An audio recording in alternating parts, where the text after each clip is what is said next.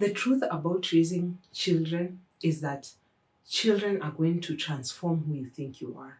Growing up, people describe you as the calm, collected type of person.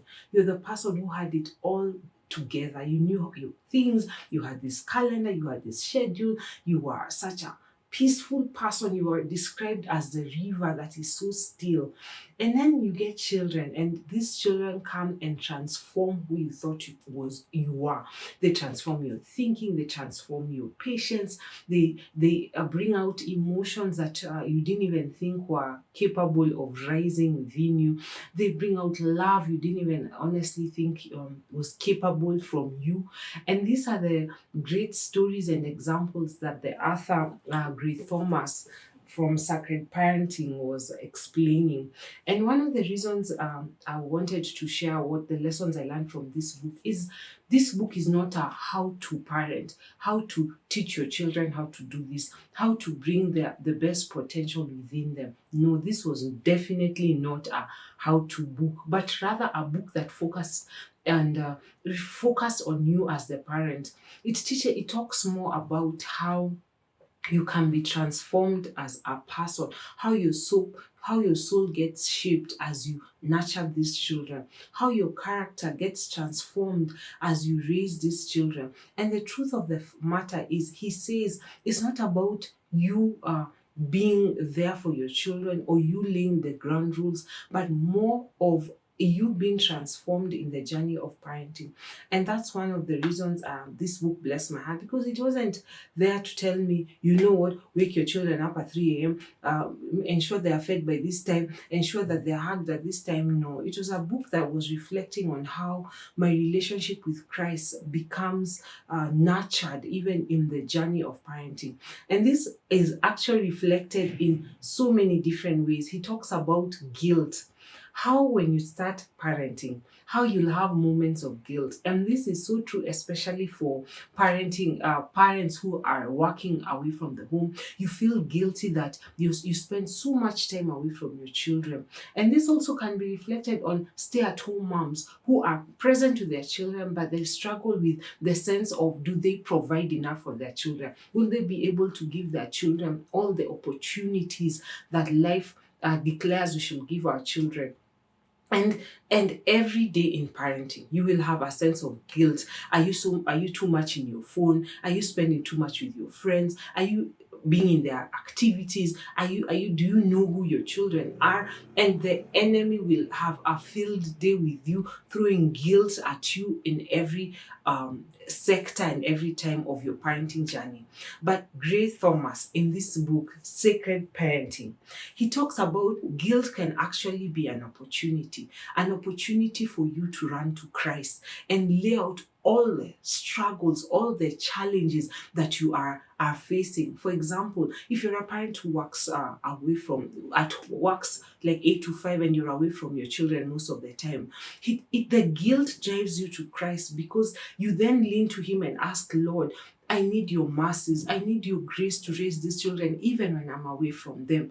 And you, as a parent who's at home with your children, even guilt of provision will make you run to Christ, because then you can cry out to God that, Lord, you are my provider. You are the provider of these children. You are the one who provides for them every single day. And I lay them at your feet and I pray that you may provide for us. So that guilt that you have, that scared feeling that you have, will actually run you to Christ. And that's the beauty of why I like this book. It was not a how to, but how your soul is being transformed in guilt.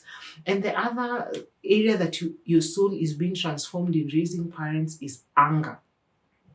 Anyone who has children will be tested in anger.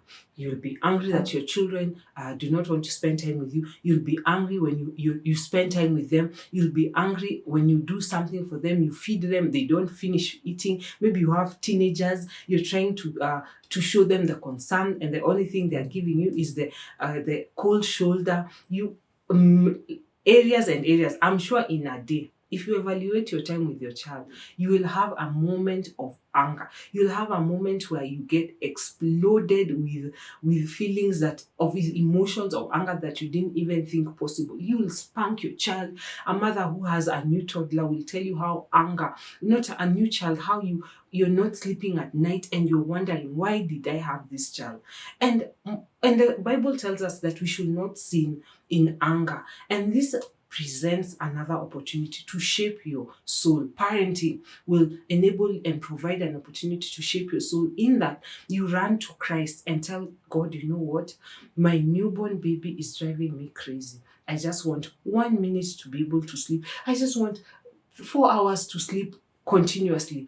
And in that moment of crying out to the Lord, crying out to Him that, Lord, I need you. I am exhausted. I'm trying my level best with my teenagers and it's not working. In that intense situation, as you cry out to the Lord, then your soul becomes transformed, because then you're laying up your issues to the Lord. And then now you discover that parenting is not about yourself, it's not about the to-dos, it's not about a checklist, but that Christ has given you these children. He knows the struggle that comes with these children. And you can run to Him in your moments of anger and cry to Him that, Lord, I do not want to sin with these children, but I want these children to be a glory and a reflection of your love towards me. And in anger, there was a quote he was talking about. I think I just laughed and it set me free, where he was talking about, God, we are all sinners. We have all fallen short of the glory of God, and your children are sinners. You are a sinner, and when sinners will mix, of course, there will be opportunities of anger. You will explode like a mountain and a volcanic eruption. But in that moment, when you look at your child as a sinner, yourself as a sinner, and that both of you require Christ's forgiveness, requires Christ's mercy, then when you look at from parenting from that perspective, that both of you, the child and the parent, have fallen short of the glory of God and run to Christ, then that saving, that comfort sets you free. And that's what I liked about this book, and how it gave me a new perspective of parenting. The last area that will shape your soul is knowing that your children are imitating you. They imitate you genetically, where, for example, you have a similar smile, you have a similar way your hands twitch, how you wave.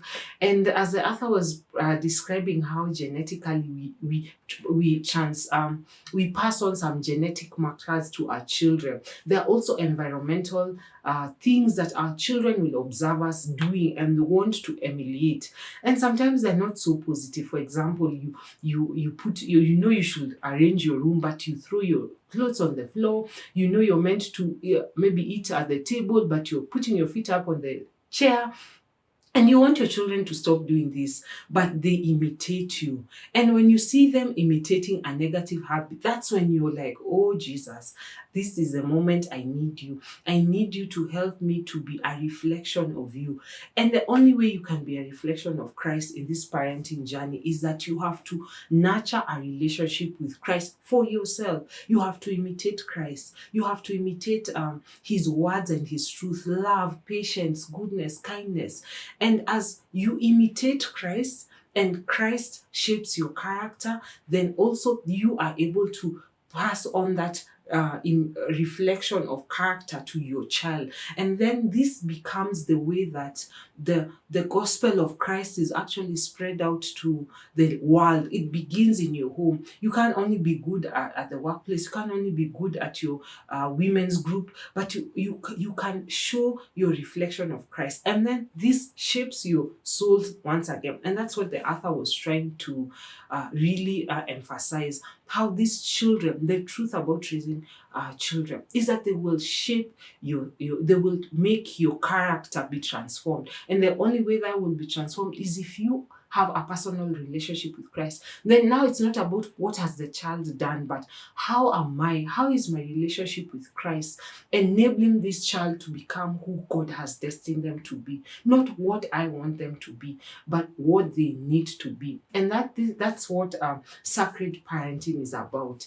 That Parenting is a sacred calling, and you don't have to do it by yourself. You don't need to depend on your own strength, but you can run to Christ. And as He shapes your soul, as He shapes you, who you are becoming, then that reflection also can be passed on to your children. That they can see how you're handling anger, how you're handling guilt, how you're handling imitating Christ. And then through that, it's not about do this, do that, do this, but a journey with Christ, knowing that He gave you these children and that you can run to Him every moment to be a better parent. So if you have any comments and any lessons you've learned from this, please share them in the comment box below. And thank you for always watching my videos.